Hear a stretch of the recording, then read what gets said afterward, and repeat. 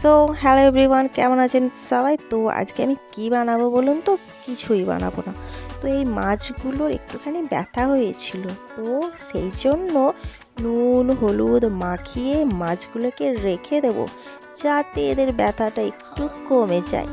তো এরপর আমি এদেরকে ভালো করে মেখে নেবো। ও বাপরে, হাতে কাঁটা ফুটে গেল আমার। সো যাই হোক, কাঁটা ফুটুক আর যাই হোক, মাছগুলোকে তো একটু ভালো করে ঘষা মাজা করতে হবে, তাই না? নাহলে এদের ব্যথা কমবে না।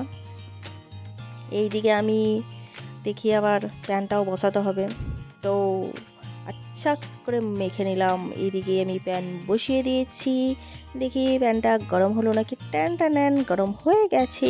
সো এরপর আমি তেল দিয়ে দেবো। কী তেল দেবো? সরিষার তেল, শুধু সরিষার তেল দেবো, অন্য কিছু তেল না, ঠিক আছে? তো এইদিকে আমি তেল দিয়ে দিয়েছি। এরপর তেলটা গরম হয়ে যাওয়ার পালা। সো আমার মাছ ভাজা হয়ে গেছে। টাটা।